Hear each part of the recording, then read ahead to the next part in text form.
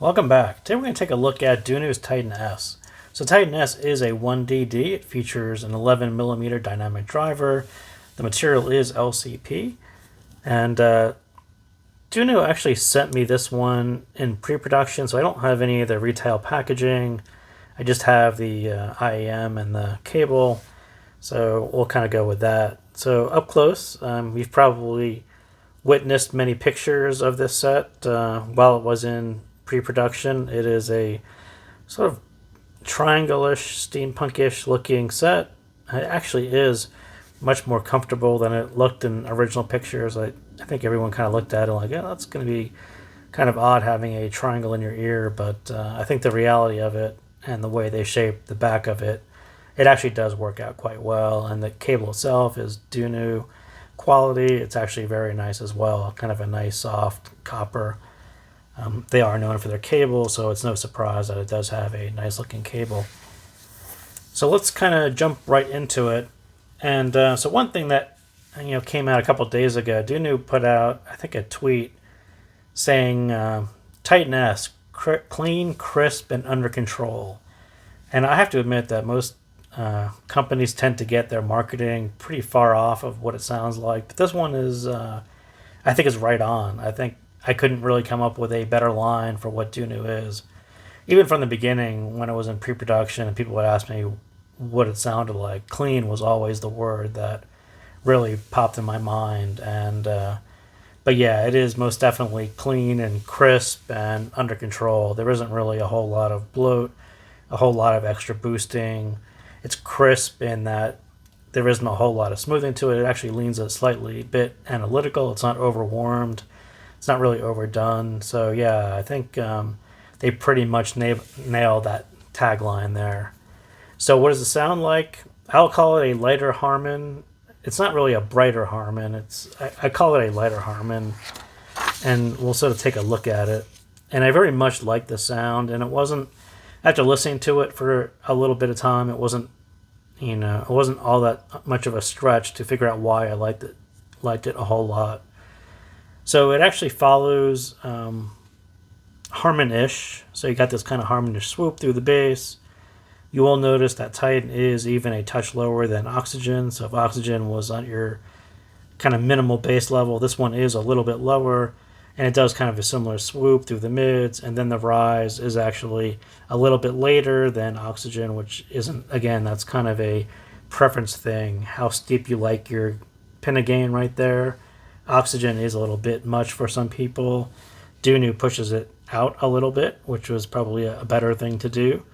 And then the rest of the treble actually is pretty close to Oxygen. So I wouldn't say it's a mini Oxygen, but for me, having a sort of a lighter bass and just an extended treble with these big open mids, it definitely brought shades of Oxygen to me when I was listening to Titan. So yeah, I know other people would say it's kind of like a T3 Plus with a little less bass, but I think when I listen to it, I hear more of a mid-centric sound as opposed to maybe just a lighter V-shape signature. So that's where Oxygen came from. And the signatures aren't all that bad, but the general, a very lighter style bass, nice open, a little bit forward mids, and then you have this nice Harman-ish rise, and then pretty much follow the Harman curve down, but then give it a little boost in the upper treble, almost the same way that Oxygen does, and that gives you a little more sparkle, a little more air,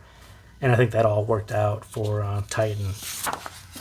So lighter Harman, push the upper treble. Like I said, there's a little bump out there to give you a little extra air, and yes, it is very musical and engaging. So the tips. I don't have my tips here, but I did pick tips that tended to lean a little warmer, just to take a little bit of that crisp edge off. Some people will like that. I prefer it, to have tips that were a slightly smaller board, just to take that little edge off.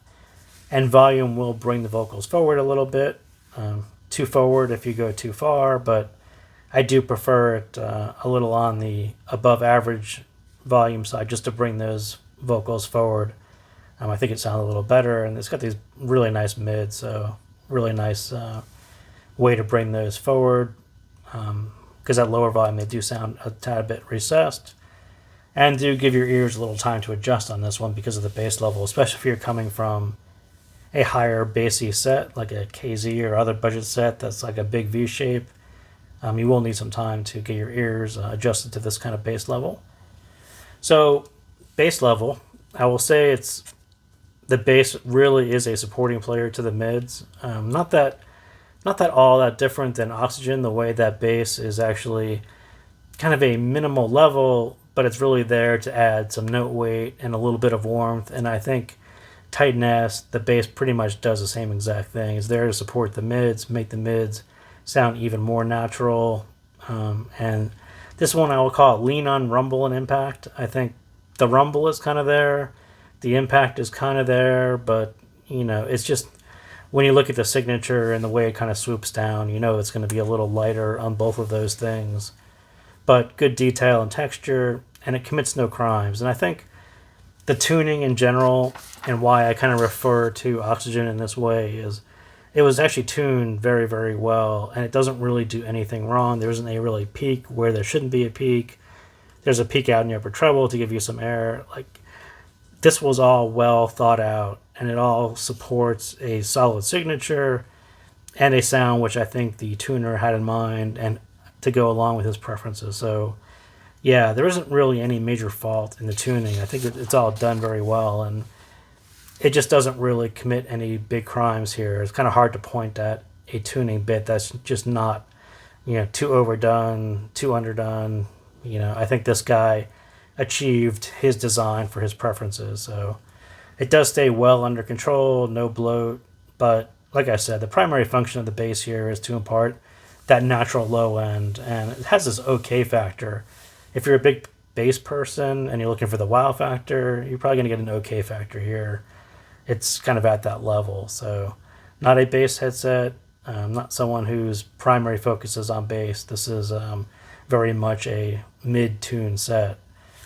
So the mids, like I said, the tuner is a fan of these natural clean mids.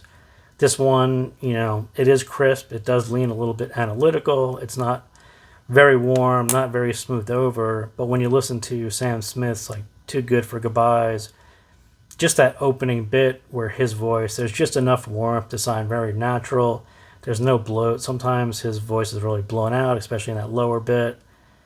But really done very well, very natural here. And then kind of at the other side of the mids, Hayley Williams on Simmer, it just plays well to this clean, crisp sound. That's what her voice is. Very nice edge to her voice. It rides right up there with the gain. It makes it sort of emotive and interesting, adds energy, all those things without getting shouty or fatiguing or anything that you would associate with something that's pushed the gain a little bit too far. So mids, crisp, clean, detailed. Then I said just bring the volume up a little bit if it sounds a little bit backwards to you. So the treble, again, it's got this Harmon rise to about 3K, so the gain hits to about 3K, and then it kind of rolls over into this nice swooping down arc, and then you bump the high treble for some air, and I think that really works here, works on Oxygen, works here, so you're getting DD coherence, but the level is raised enough to add some energy and musicality and engagement. And then the bonus is kind of separation and all that without a fatiguing level. Very much points to this under control. The levels they use in the treble are actually quite good. Lots of extension, a great level to hit the musicality and engagement, but not go too far to give you a fatiguing sound. So something like Go-Go Penguin's Raven, very nice separation, very nice speed on the piano and drums. I think the technical bits are kind of right here at the price of Titan. I think they nailed that pretty well, actually. So the stage, this one's a bit inconsistent for me. Sometimes I just get lost in it. Sometimes I think it's not the widest. So I will say it's not the widest, but it can definitely go there. And on certain tracks, it's definitely going to go there for you. I just couldn't say that it's consistently as wide as I would want it to be. But the depth is always quite nice, and it could always use a little bit more height, but it's actually quite good. And then you throw in the clean bass and the treble levels, and your imaging and separation, You know, you get great levels on those. So I do think it does very well for the space that it's given, the technicalities that it has, the price that they're asking for it. You know, I do think DUNU kind of nailed this one. Right features, right performance. The sound signature, you kind of have to wrap your head around. A lighter bass sound, a more mid-focus sound, nice extension here, a little air. You know, once you kind of convince yourself that's a signature that you like, I do think that they nailed this one pretty well. And most definitely looking forward to another Titan series in the future. So again, thank you guys for tuning in, and I will see you next time.